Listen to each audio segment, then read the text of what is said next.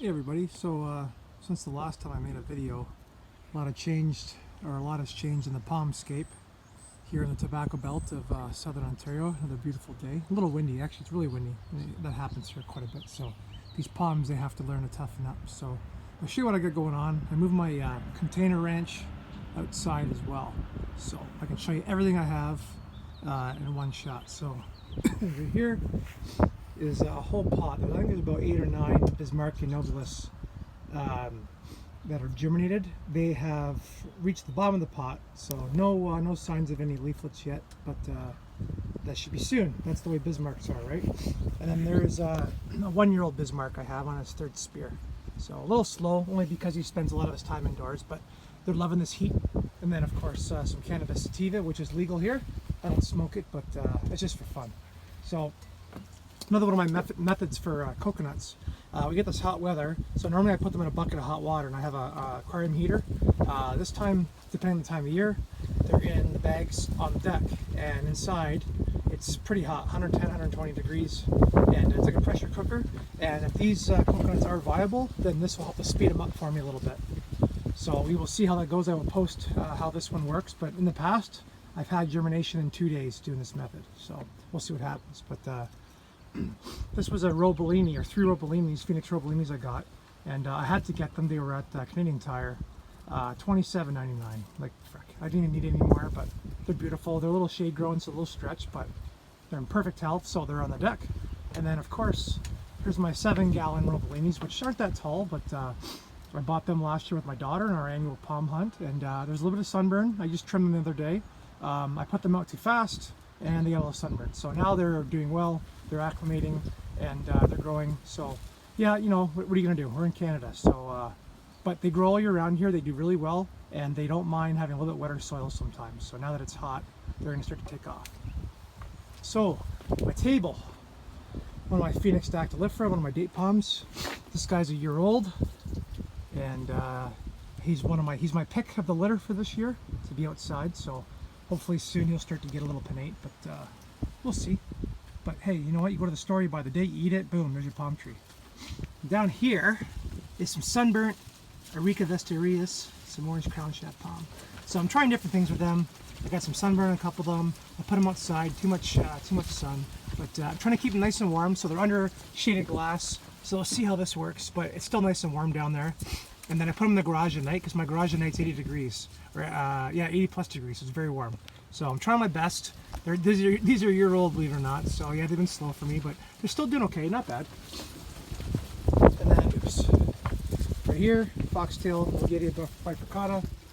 And the reason why he's right here is because I have him in half shade, half sun. I'm trying to keep the pot nice and hot, and I'm trying to keep the old growth out of the sun because it's a little sunburn as well.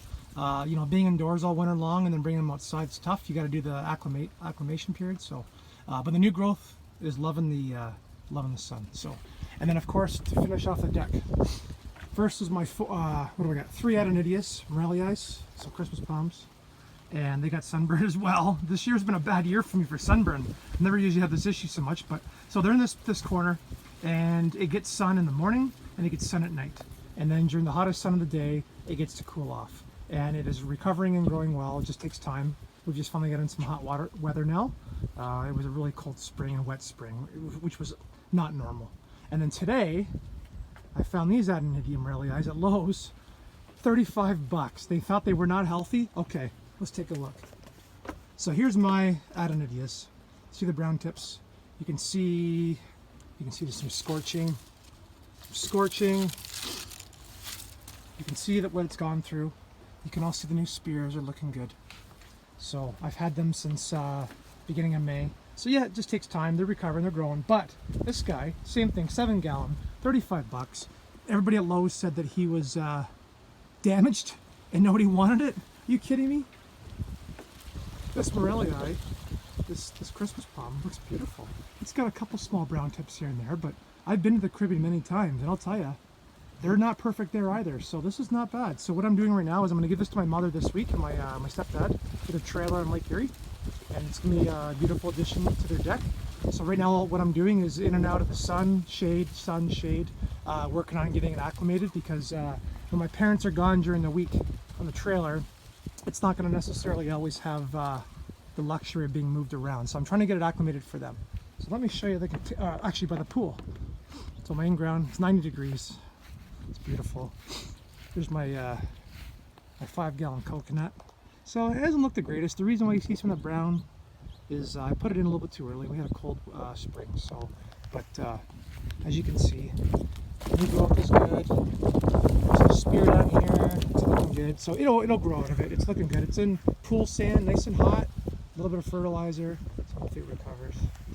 And then my Hyophora laganacalis, my bottle palm. I have been waiting for this spear to open since the first week of May. And when I bought this palm, the spear was at the very bottom. So it has grown 3 feet. That's a long spear. This is a 7-gallon.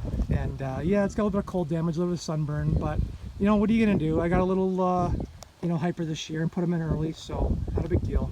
It'll outgrow it. And as you can see, the spear is starting to open. And then another one of my deals, Bismarckia nobilis, 30 bucks from a nursery that didn't want it either up here in Canada. A little bit of brown tipping, no big deal. Repotted it, gave it a little bit more better soil, flushed out all the snail eggs, a little bit of fertilizer, and it's pushing the spear. There it is there. It's taken a while, but it's coming. Should be opening soon, so it's doing well. And let me show you. Oh yeah, so here's my property anyway. Got an acre out here on the tobacco belt. There we go. So let me show you. So here's my container ranch. All my seedlings outside. Underneath, slightly sunburned foxtails. I've had a hard time with them, but I'm giving them a break from the sun right now. Nice and hot. There's a 1-year-old baby Bismarck, kind of a dwarf for me. This guy hasn't grown as big as them much. There's a newly germinated foxtail. This tray is all Trachycarpus fortunei, originally from British Columbia, from Banana Joe, either from seed or bare root. And this is my biggest Trachycarpus. Just planted him up yesterday, so he's doing well. Same as this guy here, Trachycarpus. These are some Dipsus lutescens.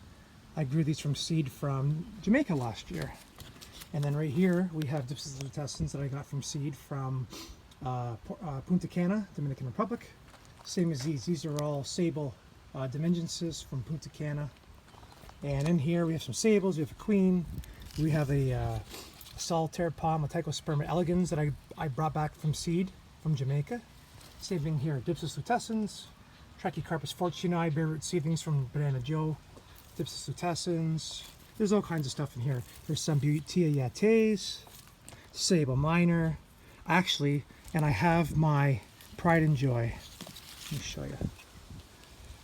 Here's my Pride and Joy right here. This is a baby Cocothrinax crenita, old man palm. He is a year old, perfect health, did not mind my indoor sanctuary, and he's outside now and you know, full sun. This table doesn't get full sun all day long. It gets full sun for a couple hours, and then it's shade in the morning and it's shade in the evening. So they're not getting blasted too bad. And then some more date palms. Date palms have been really popular for me. I've given away a whole bunch to family and friends.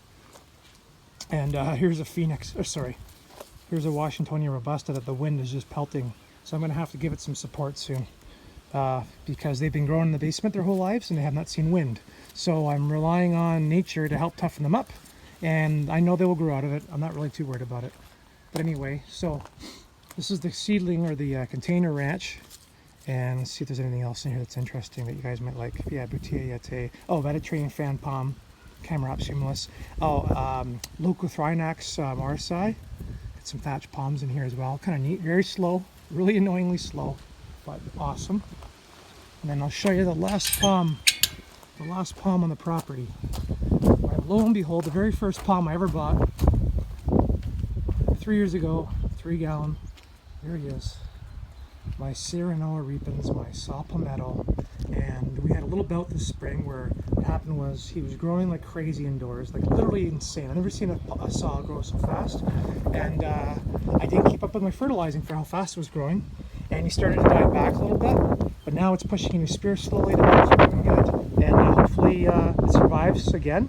And the reason why I have it on the front is it's self-facing, and it gets nothing but crazy heat. The concrete gets heat and it helps to keep it warm. So anyway, everybody, that was the 10-minute tour of my property and all my pumps here in the Tobacco Belt of